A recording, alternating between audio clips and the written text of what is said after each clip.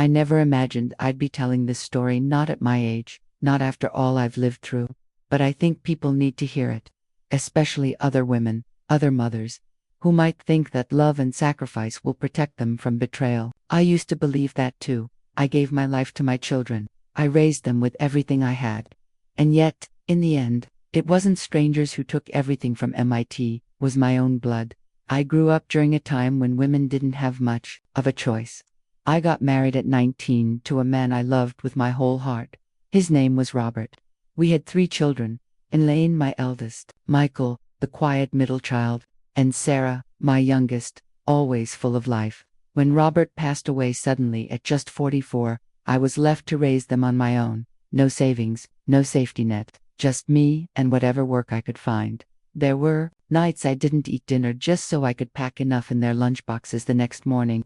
I sewed their clothes by hand, worked as a cleaner during the day, and took on laundry at night. I still remember staying up until 2 a.m. scrubbing floors while they slept, just to afford school supplies. But I never complained, never, because they were my everything. I used to look at their little faces and feel like the richest woman alive. Elaine, my oldest, was always so smart. She was the kind of child who read before the others, who got straight A's without me having to ask.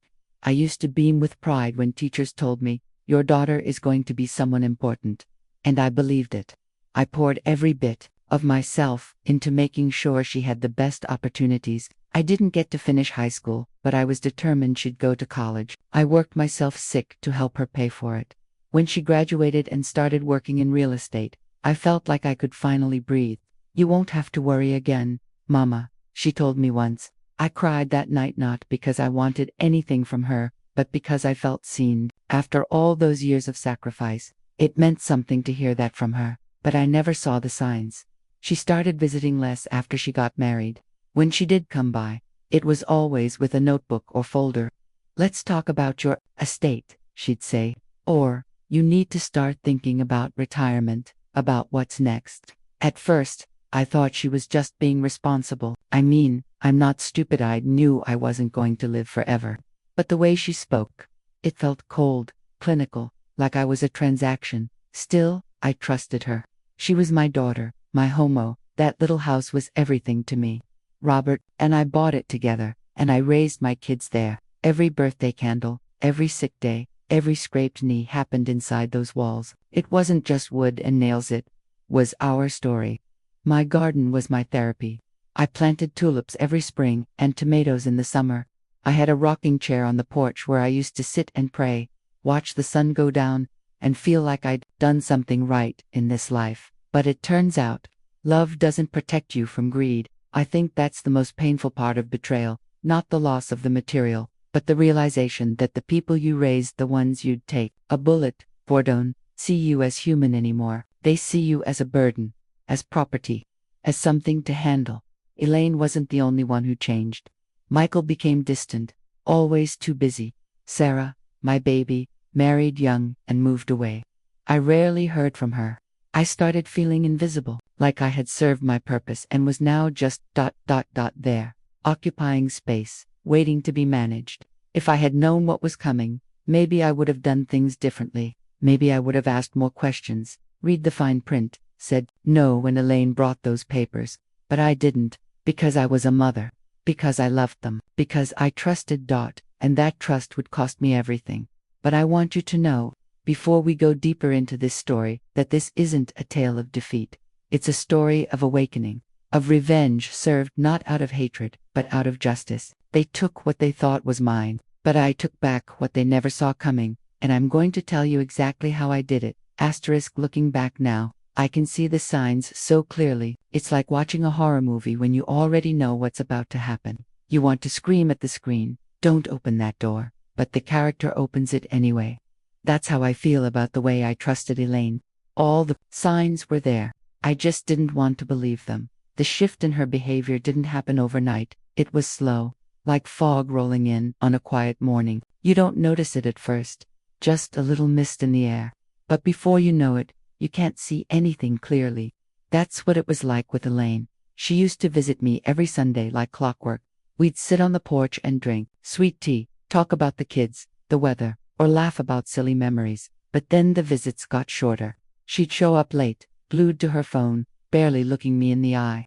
She stopped asking how I was doing and started asking about the house. "How much do you think the place is worth now, Mum?" she asked once, her voice casual, like she was commenting on the weather. "I don't know," I replied. "It's home. That's all I care about." She smiled, but it didn't reach her eyes. Next time, she brought paperwork, just in case something happens. "Mom," she said, laying a stack of documents on my kitchen table. "It's just power of attorney and some financial stuff. It'll make things easier for us if you ever get sick." I hesitated. "Why would I need all that? I'm not dying, Elaine." She gave a short laugh. I know, but this is just being smart, responsible." I remember holding the pen in my hand, looking at her face, and feeling this little flutter in my chest, a warning, but I brushed it off. She was my daughter, my little girl, who used to sleep with a teddy bear and cried when she scraped her knee. So, I signed. That day, something between us changed. I didn't realize it at the time, but I stopped being her mother in her eyes. I became a liability, a name on a deed, an old woman standing in the way of what she thought she deserved. From then on, every conversation we had was somehow about the future, about what would happen when you can't live here anymore, or once we start thinking about your care. She began talking like I was already gone. "You should really consider moving into assisted living before you fall and break something. You can't manage this house forever, Mom. You need to be realistic." And each time, my stomach turned. I'd nod politely, try to change the subject, but inside, I was starting to feel like a guest in my own life. Still, I didn't push back. I didn't want to make waves. That's what mothers do, right? Keep the peace. Love their children, no matter what. I started noticing her watching me, not with concern, but with calculation. Her eyes would scan the living room, linger on the antique clock from my father, or the china cabinet with the dishes passed down from my grandmother. She asked if I had a will. She asked about my life insurance. I told myself it was normal. She was being proactive, but in my heart, I knew something had changed. Elaine stopped calling just to say hi.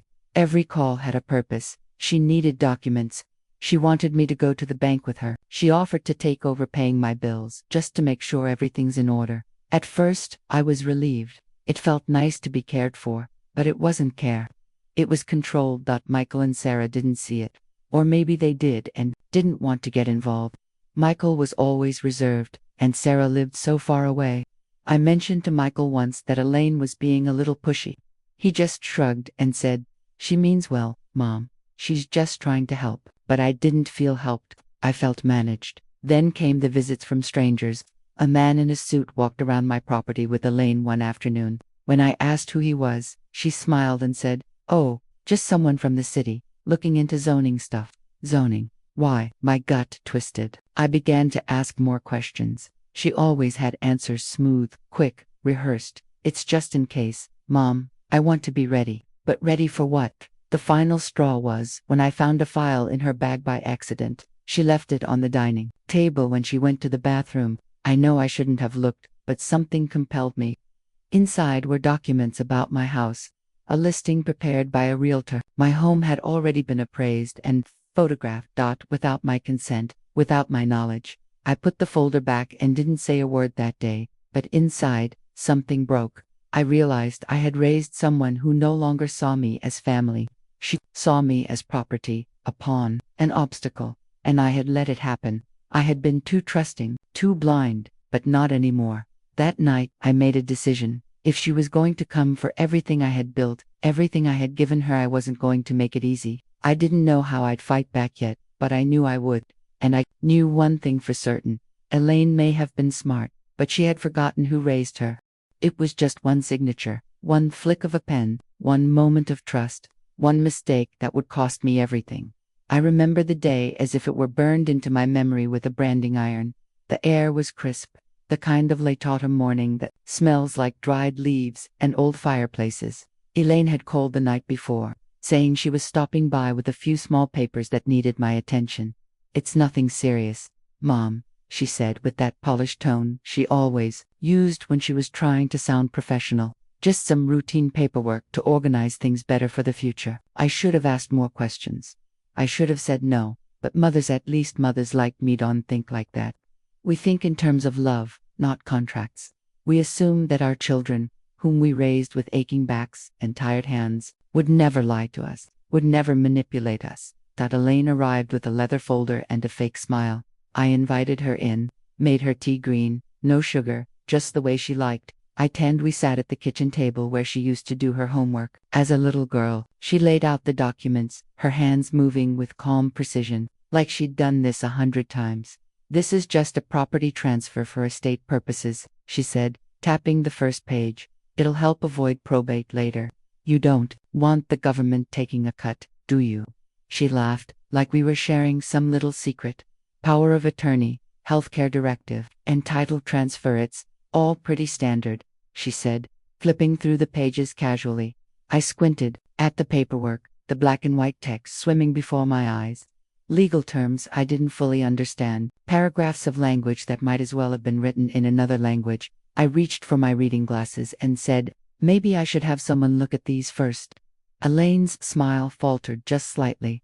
"Oh, Mom, there's really no need. I had my lawyer draft it, the best in the city. I've already gone through it line by line. Besides," she said gently, placing her hand over mine, "you trust me, don't you?" There it was, that question, that emotional hook. She knew it would work, and it did. I trusted her. I didn't think twice. I signed. She watched me as I moved, the pen across each page. I thought she was making sure I didn't miss anything.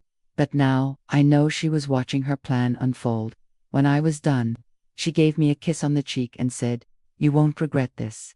It's for the best." Then she packed up the folder and left like nothing had happened. But something had happened. I had just signed away the deed to my house, the very house I had paid for, penny by penny, the one where Robert and I brought home all 3 babies, where I patched scraped knees, hosted birthdays, cried myself to sleep after my husband died. That house held my soul, my memories, my entire history. And in one moment, without realizing it, I had handed it over to the person I thought I could trust the most. The next few weeks passed without incident. Elaine didn't mention the paperwork again. I went back to my routine, tending my garden, knitting in the evenings, watching my favorite black and white movies, but something felt off. It started with little things. A man with a clipboard showed up and took photos of the exterior. He claimed to be from the city, verifying property data. When I asked Elaine about it, she shrugged it off. Then, one morning, I got a letter in the mail. It was from a real estate agency. Notice of property listing. Sent to Vinci Secchi Maple Lane. My address, my home. Listed for sale. My knees gave out. Right there on the porch. I had to sit down to catch my breath. My hands trembled. As I read the rest of the letter, it had Elaine's name as the seller, not mine. I called her, heart pounding. "What is this?" I demanded. "Why is my house listed?" There was a pause. Then she sighed. "I was going to tell you," she said flatly.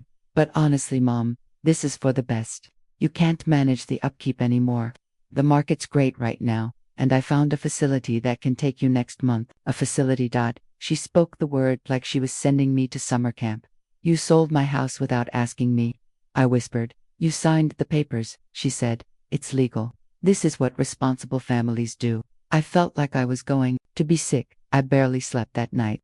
I kept pacing my bedroom, looking at the walls that had seen so much life. My wedding photos, my grandchildren's handprints in clay, my little rocking chair on the porch. All of it gone, because of a signature. Because I trusted her.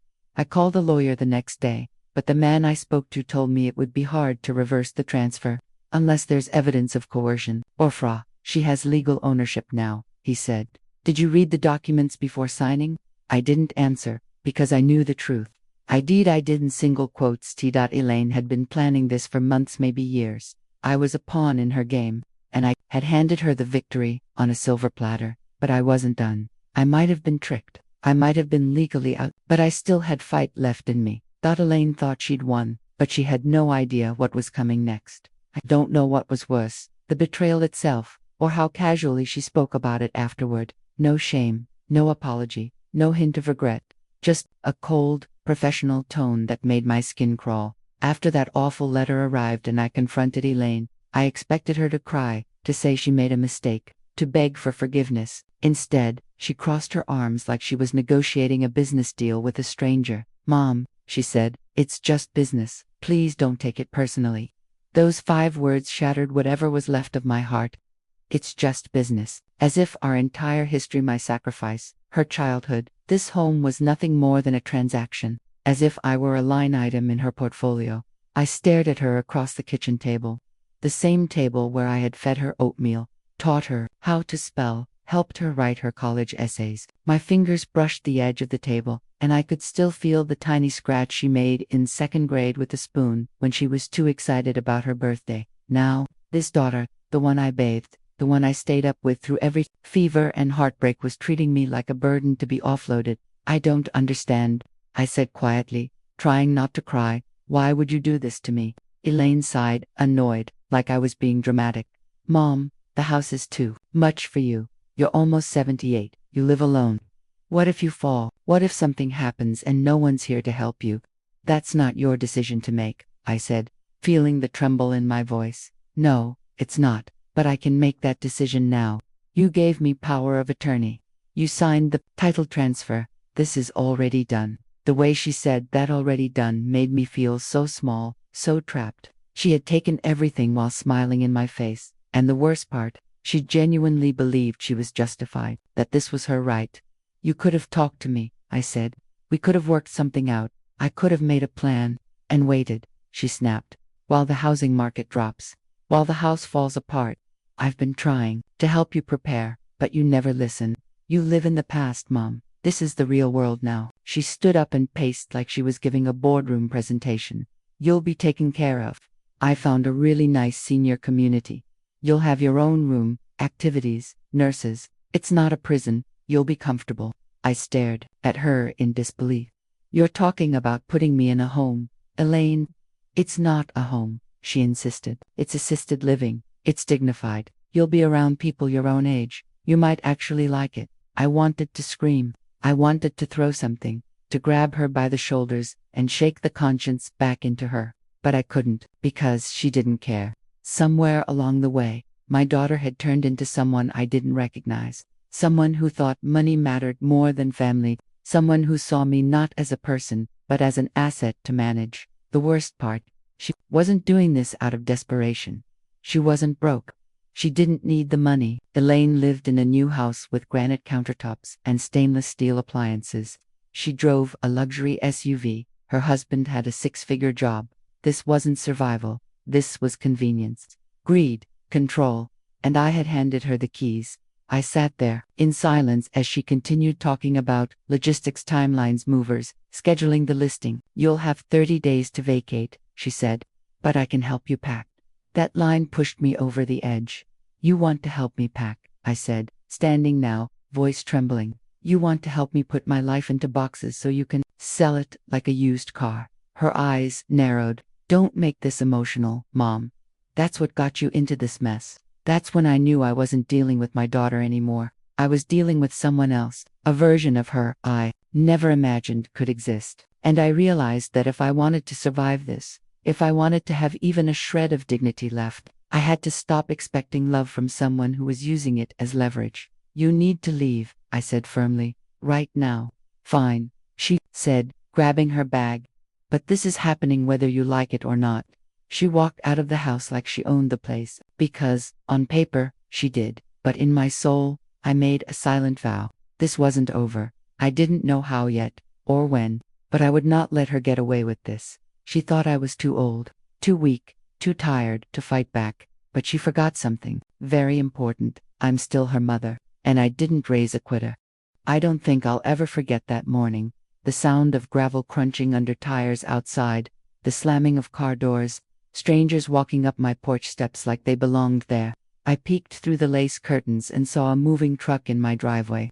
And then I saw her, dressed in black slacks and a blazer, holding a clipboard like she was running a corporate event. My hands trembled before I even opened the door. Mom, she said, all smiles. I brought the movers to get started. I told you we had to begin early. My voice cracked. What are you doing here? I haven't agreed to leave. Her face hardened. You signed everything, Mom. The sale closes in 2 weeks. The buyers need the place ready. You knew this was happening. I didn't know it would be today, I whispered. Behind her, 2 young men in uniforms started unloading boxes and dollies. One of them looked up at me with sympathy in his eyes, but he kept working. To them, I was just another old woman, downsizing. They didn't know I was being evicted by my own child. Elaine stepped inside, waving the movers in behind her. She didn't even wait for an invitation. "Start in the living room," she ordered, careful with the china cabinets being donated. "Donated," I gasped. She didn't even look at me. "You won't need it in the new place. Too bulky." I felt like the walls were closing in. Everything I had built, everything Robert and I had made together was being reduced to boxes and labels. The wedding photo from 1963, the antique clock from my father, the quilt I'd spent 2 winters stitching by hand. It was all being handled like junk from a garage sale. I followed the movers into the living room and saw one of them placing my photo albums into a bin marked memorabilia. That word stung, as if my whole life was just a collection of items for someone else to sort. "Stop," I cried. "Put that down. That's my husband." The young man froze. Elaine rolled her eyes. "Mom, please don't make this harder than it needs to be." I turned to her, voice shaking. "You are throwing me out of my own home. How could you possibly make this harder?" For a moment, I thought I saw something flicker in her eyes, guilt, maybe, but it vanished as quickly as it came. "I'm doing what's best for you," she said coldly. "And for everyone. You weren't going to let go on your own." I sank into my rocking chair, the only piece of furniture still untouched. My body felt heavy, like I was made of cement. I stared at my hands, the same hands that had cradled her as a baby, cooked her meals, paid her tuition, wiped away her tears, and now those hands were shaking because of her. "You think you're helping me," I said, nearly whispering, "but all you're doing is erasing me." She didn't respond. Boxers filled the hallway. My house was being hollowed out before my eyes. The movers packed up my kitchen next, my yellow mixing bowl from 1971, the spoon with the burnt handle I'd used to stir every stew for 50 years. Gone, bagged, tagged, forgotten. I tried to take control of something, anything, so I went into my bedroom to pack myself. But Elaine was already there, folding my clothes into 2 suitcases. "Just 2. What about my books?" I asked. "No room. My jewelry box. Most of that's outdated. We'll keep the essentials." I looked around at my bedroom, once full of warmth and scent of lavender and lemon polish. Now it felt like a hotel room after checkout, soulless, abandoned. When everything was finally packed, Elaine handed me a brochure, a glossy pamphlet with smiling old people playing cards and doing water aerobics. "Rosewood Hills," she said. "It's one of the best rated facilities. You'll love it there."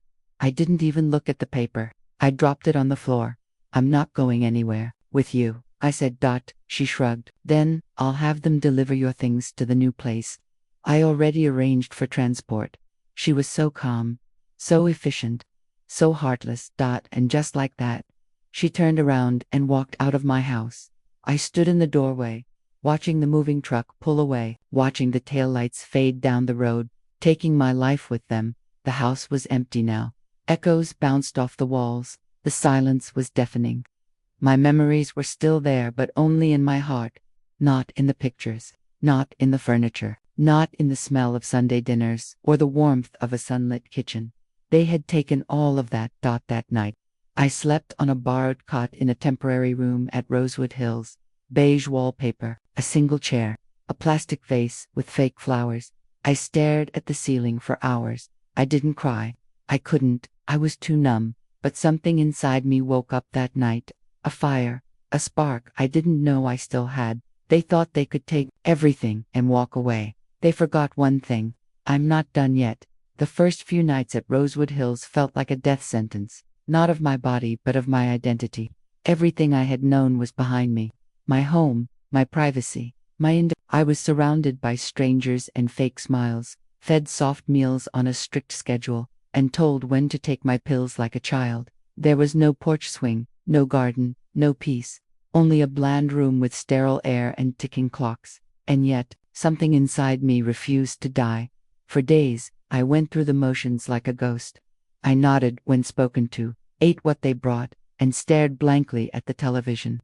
My body was present, but my spirit was drifting, wandering back to my front porch, to Robert's warm laugh, to the smell of fresh biscuits in the oven, and every time I remembered what Elaine had done, that ache in my chest turned colder, sharper. Then one morning, something changed. A nurse named Carla came in for her usual checkup. She was kind, not just polite, but genuinely warm. The kind of woman who still believes in looking people in the eye. She sat down beside me and said, "You've been quiet, Mrs. Whitaker, but you've got a strength about you. I can feel it. What's your story?" At first, I didn't want to talk, but there was something in her eyes, something soft, like she'd known heartache too. So I opened up, slowly, carefully, and before I knew it, the whole story poured out of me. When I was done, Carla didn't look shocked. She looked angry. "They took your house," she said. "Your own daughter." I nodded. My hands were clenched in my lap. "She tricked me into signing everything over, said it was for my safety." Carla leaned in, her voice low but fierce. "You still have rights, you know. Don't let them make you feel powerless." Those words hit me like a jolt. You still have rights. I hadn't thought of it like that. I had been so overwhelmed with shame and sorrow that I forgot I was still a person with agency, with choices, with fight left in me. That night, I lay awake, staring at the ceiling, replaying Carla's words over and over. I started observing people around me. I talked to other residents, asked questions, listened to their stories. You'd be surprised how many of us were put here without much say. Quiet women who raised families and were quietly filed away like old paperwork. Some had given up, but others still had sharp minds and sharper stories. That's how I met Helen. Helen was 83 years old, wore lipstick every morning, and carried herself like a retired queen. She had been a probate attorney in her working years. Sharp as a tack, even sharper with her tongue. I first noticed her in the library, correcting a staff member's legal interpretation of facility policy. The poor boy walked away red in the face. I introduced myself over coffee one afternoon, and within minutes, we were deep in conversation. When I told her what had happened to me, she didn't react with pity, she reacted with purpose. "You signed under what you believed were good faith terms," she said. "If she misrepresented the documents, that could be a case for undue influence." "I didn't read them," I confessed. "She said they were just for protection." Helen gave me a look that said she'd heard this story 100 times. "Do you have copies?" "No," I said. "She took everything." "That doesn't matter. We can request them. Everything leaves a paper trail, and I know exactly how to find it." In that moment, something stirred in me. Hope. For the first time since I'd left my home, I didn't feel helpless. I didn't feel like a lost old woman anymore. I felt like a woman who had been wronged, and who had the tools to do something about it. Helen and I began meeting every afternoon. She helped me write down timelines, details, conversations, the exact documents I remembered signing. She explained what undue influence and fiduciary abuse meant in plain language. She showed me examples of other cases. And the more we talked, the clearer the picture became. Elaine hadn't just acted selfishly, she had likely crossed legal and ethical lines. But this wasn't just about legality anymore. It was about reclaiming my voice. Elaine had made me feel small, as if age had erased my value. But with every note I took, with every word Helen taught me, I felt taller, stronger, sharper. I started walking straighter, speaking firmer. I even went back to knitting again. Something about the rhythm gave me peace. One afternoon, I looked out the window at the empty courtyard and thought, I was never the fragile one. Elaine was. She was afraid of losing control, afraid of what I might do with what was mine. Well, she was about to find out. The day we started planning to take back what was mine, I felt something I hadn't felt in a long time. Power. Power, not the kind you shout about, not the kind that makes headlines, the quiet kind, the kind that comes from knowing the truth is on your side, and finally having the courage to use it. Helen and I were sitting at our usual table near the window in Rosewood Hills Library. She had brought her old briefcase, faded leather, still full of life, and inside were folders, pens, and a battered legal pad. She slid it toward me and said, "We're going to build your case like I used to build my own, step by step, brick by brick." I looked down at the pad, heart pounding. It felt surreal, like I was stepping into a courtroom drama, except the villain was my own daughter. Our first step was gathering evidence. I didn't have any physical documents, not a copy of the deed, not the power of attorney papers, nothing, but Helen said that didn't matter.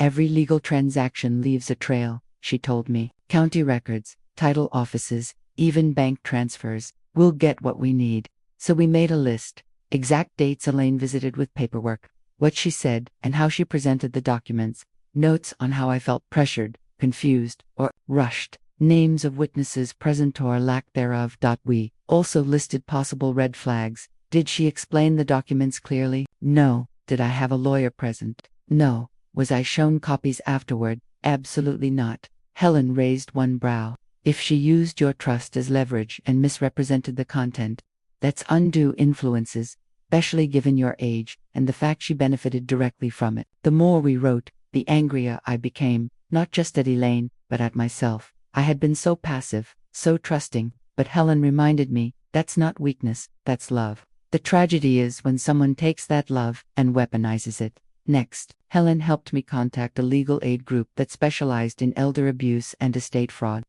We scheduled a consultation with a young lawyer named Jordan, who met us in a private room at the facility a week later. He was respectful, sharp, and had handled several cases like mine before.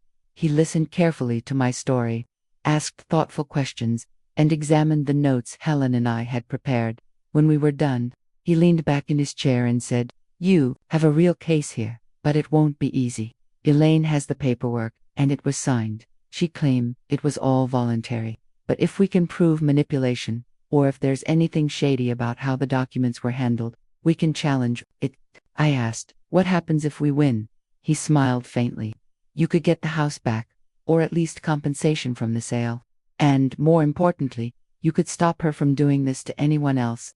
Those words gave me chills, because suddenly, it wasn't just about me, it was about every elderly parent who gets taken advantage of by the very people they raised. Every quiet woman in every nursing home who's been told to sit down and be grateful. I wasn't just fighting for my home, I was fighting to remind the world that we don't lose our rights the moment our hair turns gray. Over the next few weeks, Jordan filed paperwork to request copies of all transactions tied to my property. We submitted a formal complaint to the state's Elder Protective Services, and Helen helped draft a sworn affidavit about how Elaine handled everything from the pressure she used to the deception about the documents. Meanwhile, I started preparing my own financial reinforcements.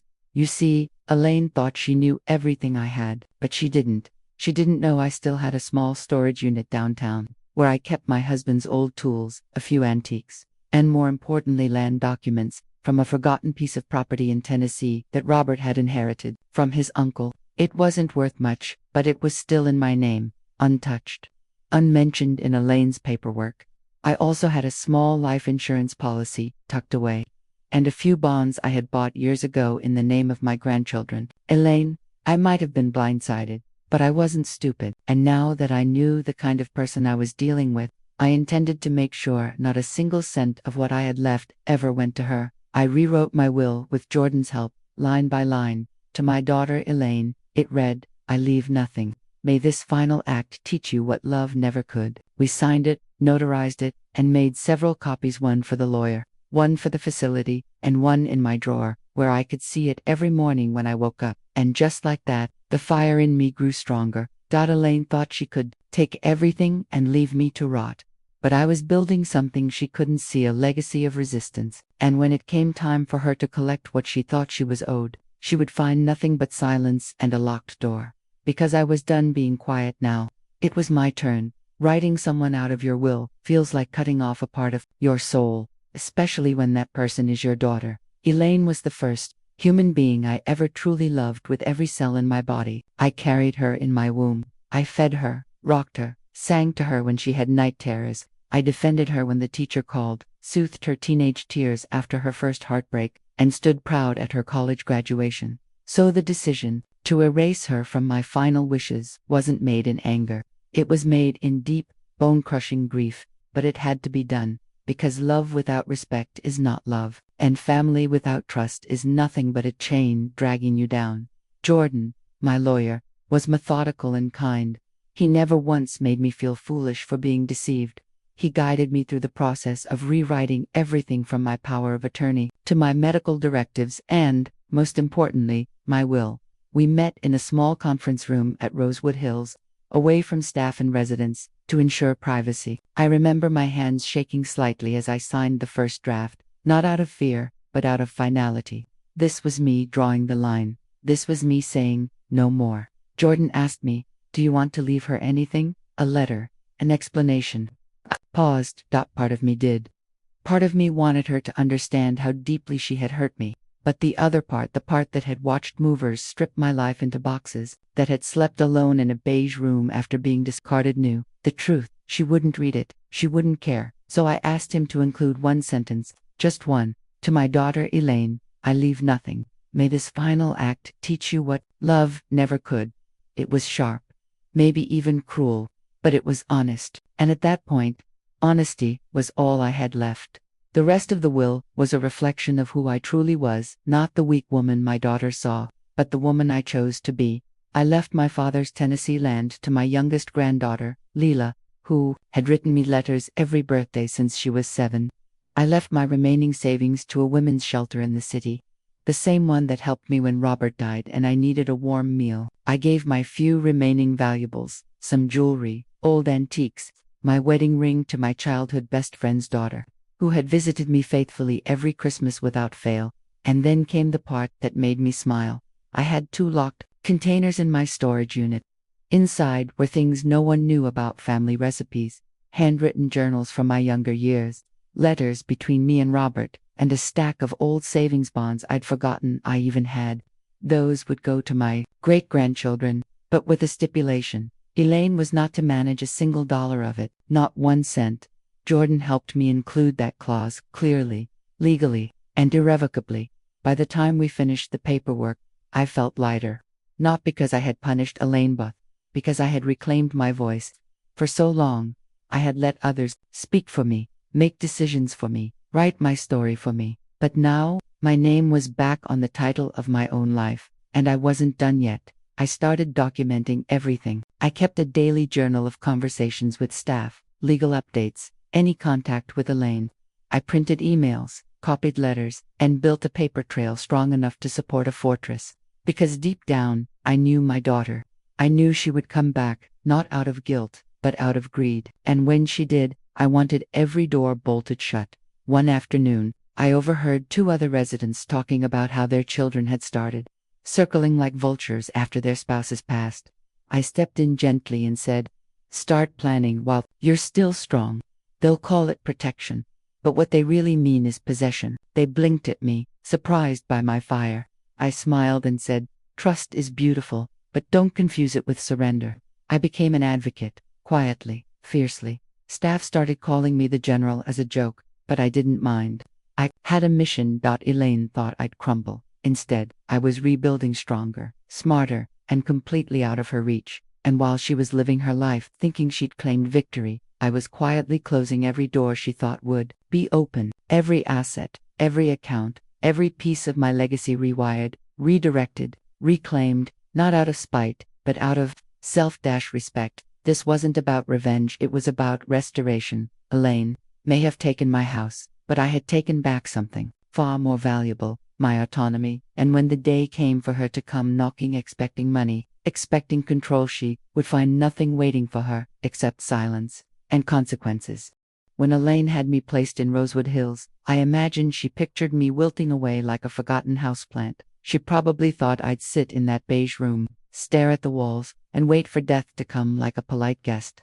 That I'd be too tired, too broken, too ashamed to fight. That I'd slip into silence, and she could live with her new money, her clean conscience, and her narrative. I did what was best for Mom, but Elaine didn't realize something very important. I don't wilt. I bloom in strange places once. The anger settled and the grief passed like a storm.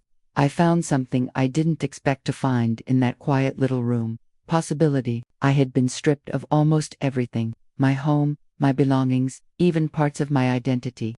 But there's something oddly liberating about having nothing left to prove to anyone. You begin to remember who you were before the world started shaping you. I started waking up early again, not because I had to, but because I wanted to. I'd walk laps in the courtyard while most residents were still sleeping. I'd sit on the bench under the maple tree and feel the sun on my face. I started reading again books I hadn't touched in years. I finished Pride and Prejudice and laughed out loud like I was 19 again. I picked up knitting, not out of boredom, but out of joy. My fingers remembered every stitch, like an old dance. Staff began to notice the change.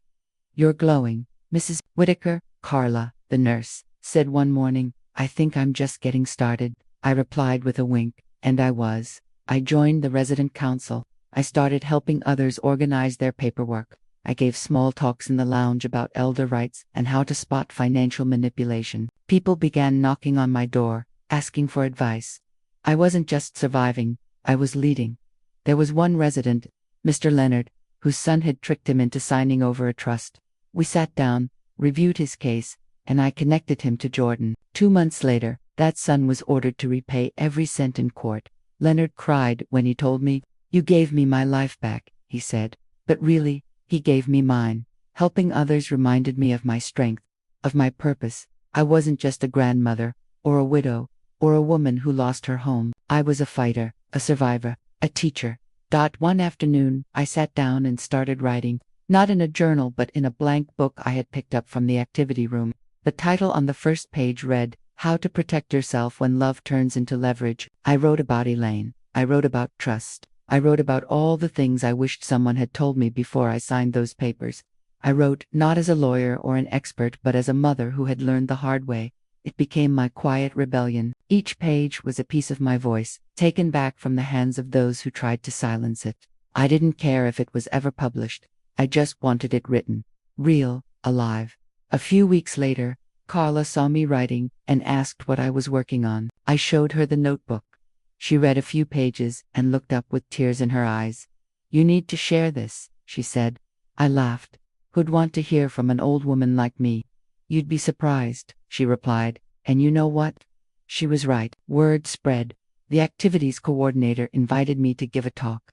I sat in front of a room of 30 residents and read a few chapters aloud. People clapped. Some cried. One woman stood up and said, "You've said everything I've been afraid to say for years." That night, for the first time since I lost my home, I slept with a full heart.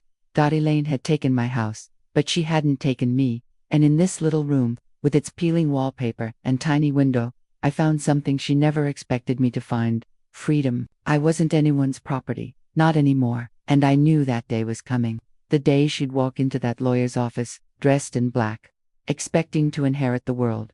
What she'd find, instead, was the woman she underestimated. Not only alive, but thriving.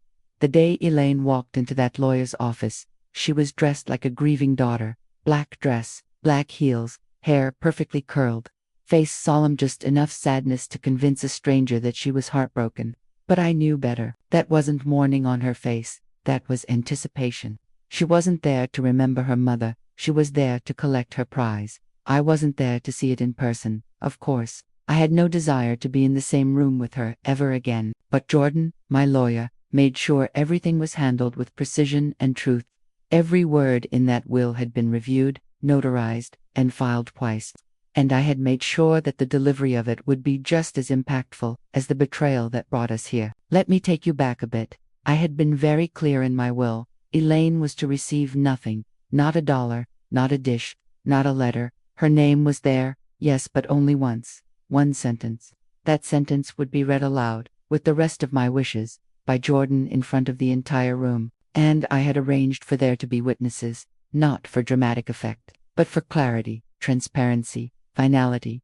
Elaine had told my other 2 children, Michael and Sarath, that she was handling everything. She made it sound like I had already handed her the estate in full. She didn't count on the fact that I had reconnected with both of them in my final months, that I had explained everything to them, that I had even written each of them a letter to be opened after the reading of the will. So when she walked into that room head high, pen in hand, ready to sign checks, what she didn't realize was that the spotlight wasn't hers. It was mine. Jordan told me afterward how it happened, how she had sat in the middle of the polished conference room table, legs crossed, hand resting on her phone, how she kept glancing around, looking impatient, expecting to be escorted quickly through the process. She even brought a bag, assuming she'd leave with folders of bank documents and keys to safety deposit boxes. She had no idea. The bag would leave as empty as her conscience. Jordan began the reading of the will slowly, deliberately. "To my grandchildren," he said, I leave the family heirlooms stored in Unit 43B, along with the bonds in their names, provided their mother has no involvement in the management or use of those funds. Elaine shifted in her seat. To the women's shelter of East Haven, he continued, I leave $18,000 to be distributed in the name of my late husband, Robert Whitaker. Elaine began tapping her pen on the table. To my best friend's daughter, who never forgot me, Jordan read, I leave the antique ring collection and my sewing machine. Elaine leaned forward. Is this a joke? She asked. Jordan didn't blink. And to my daughter, Elaine, he paused. Now she smiled. I leave nothing. May this final act teach you what love never could. Jordan told me. She froze. She blinked, laughed nervously, and said, That's not right. She didn't mean that. There must be a mistake. He calmly turned the pages toward her. Signed, initialed, notarized, witnessed, all legal and final. She stood up, face pale now, her voice louder. This isn't what we discussed. I took care of her. I was the one there, Sarah interrupted. You took care of her by throwing her into a facility and selling her home without her consent. Michael chimed in. You made her feel like a burden, Elaine. You stripped her of her dignity. She signed the papers, Elaine yelled. Jordan leaned forward and said, and then she revoked them legally, and while mentally sound, the will stands. There was silence after that. Elaine sat back down slowly, stunned. I can only imagine what was running through her head. The mansion she thought she'd buy, gone. The control she thought she had, vanished. She underestimated me until the very end. Thought she was playing chess while I was knitting in the corner. But what she didn't realize is, mothers may love blindly, but they remember deeply, and when pushed too far, they act with precision. Later that evening, Jordan called me to tell me how it all unfolded. She didn't say a word when she left. He said, just stood, grabbed her bag, and walked out. No, thank you. No, goodbye. Good. I didn't want her words. I wanted her to sit with the truth. She thought she had taken everything, but all she ever really had was access to my kindness. And once that was gone, there was nothing left for her to take. They say, you can't take it with you, and they're right, but you can choose who carries it forward. After Elaine walked out of that lawyer's office empty-handed, furious, and stunned, I felt a peace I hadn't felt in years. It didn't come from revenge. It came from clarity, from knowing that, for the first time in a long time, my story was mine again, and the legacy I'd leave behind wouldn't go to the one who discarded me like furniture. It would go to the ones who actually cared. When Jordan and I drafted the will, we talked a lot about impact, not just assets, not just who got what, but what each gift would mean, how it would reflect my values, how it would protect the parts of me that Elaine tried so hard to erase. The first thing I did was ensure that Elaine's children, my grandchildren Lila and James, would be cared for. Even though they were young adults now, they had shown me more compassion in 5-minute phone calls than their mother had in decades. Lila once sent me a watercolor painting of our old garden, just from memory. James called me every holiday even when Elaine told him not to bother me. They were not their mother, so I set up trust funds in their names, using the small inheritance from my father's Tennessee land. It wasn't a fortune, but enough to give them a start in one condition. Elaine would never touch a dime, not as a manager, not as a beneficiary, not even as an advisor. Jordan made that ironclad. Next, I donated $18,000 to the women's shelter of East Haven, the very place that once fed me and my children when Robert died and I couldn't afford groceries. That money would go toward warm beds, job training, and hope for women like me who had once faced the dark alone. The staff cried when they heard. One of them said, "This will save lives." Then came the handwritten letters for my friend Sylvia's daughter, who visited me every year without fail. I left my antique wedding ring set and the old sewing machine I used to make baby clothes in the 60s. I told her, "You reminded me that being remembered is a form of love." For Carla, the nurse who believed in me when I couldn't even look in the mirror, I left a gift card and a letter that read, "You didn't just care for my body, you revived my soul." I also had a special set of journals bound by hand, with pages full of stories, reflections, and family secrets I had never told anyone. Those I gave to Leela, along with my mother's recipe book, stained with time and love. "Pass it forward," I wrote, "but keep the cornbread recipe a secret." Every gift I gave had a meaning. And every one of them excluded the woman who thought she could buy my silence. Elaine didn't just lose money, She lost access to my memory. That's what she never understood. In her mind, legacy was about real estate and portfolios. She thought taking the house meant taking me. But legacy isn't measured in property. It's measured in gratitude, in who shows up when you're sick, in who writes letters when no one else remembers your birthday, in who sees your worth even after the world forgets your name. Elaine failed that test, but others didn't. So I gave them everything, not to punish her but to honor myself. There was something sacred in knowing that my story would live on in places she'd never see. In the pages of a journal held by a granddaughter, in the meals cooked with my mother's handwritten instructions, in the lives saved by a warm bed in a shelter, in the whispered words of a woman reading my guidebook on how to protect herself when love becomes control. I even left one final instruction with Jordan. Publish the book, I told him, even if it's just a few hundred copies. Put it in libraries. Give it to retirement homes. Let other women read it. He nodded, and for the first time in our meetings, his eyes filled with tears. You didn't just take back what was yours, he said. You turned it into something better. And I smiled, because that was always the goal. Elaine may have taken my house, but I rebuilt something far more powerful. A legacy of truth. A trail of light for others to follow. And as I looked out my small window at the trees swaying in the wind, I whispered to myself, this is enough. People like to think that getting old means getting small. They expect you to shrink your voice, your presence, your influence. They pat your hand and smile politely. While tuning you out, they assume you've run out of fight, that you're harmless, disposable. That's what Elaine thought, too. She saw gray hair and slow steps and thought I was easy to silence, easy to manipulate. She mistook my softness for weakness, my trust for ignorance, my quiet for surrender. But what she forgot, what many people forget, is that age doesn't take away your power, it reveals it. Because I've lived through more than most people can imagine. I've buried a husband, raised 3 children on my own, survived nights without food, and winters without heat. I've known heartbreak and hunger, sacrifice and silence. I've known what it means to love people who hurt you, on to forgive people who never apologize. And yet, I'm still here, I'm still standing, and I'm still writing my own story. When Elaine stole my house, I thought it would be the end of me. I truly did. That day I sat on a borrowed cot in a beige room with a suitcase full of memories and a heart full of shame. I thought I had lost everything, but sometimes life strips you down so you can rebuild stronger. She thought she had won. What she didn't realize is that taking my home only gave me the space to rediscover who I was, without a mortgage, without distractions, without pretending everything was okay. Found my voice again, and I used it. I used it to rewrite my will, to protect my legacy, to empower others. I used it to speak up in rooms where I used to stay silent. I used it to remind women like me that we are not done just because the world thinks we are. Every day at Rosewood Hills, I saw women and men who had been cast aside by their families, people who had worked their whole lives only to end up forgotten. And I made it my mission to remind them, you are still worthy, you still have power, your voice still matters. I didn't get my house back, no judge ordered it returned to me. But I got something far more important. I reclaimed my dignity.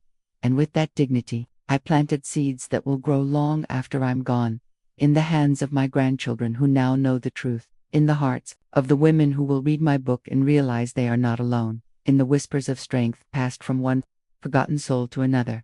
Elaine may have taken the walls and roof that held my memories, but I made new ones in every person I helped, in every word I wrote, in every life I touched.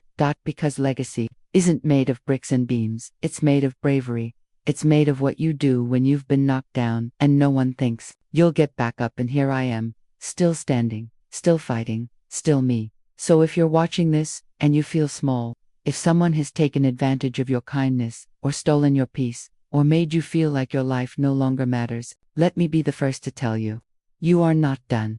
You are not weak. You are not invisible. You are not powerless. You are simply beginning again, this time with wisdom. If this story resonated with reminded you of your own experience, please like, subscribe, and share this video with someone who needs to hear it. Leave a comment below. Tell your story. Your voice matters here. And remember, they may take your house, but never let them take your fire.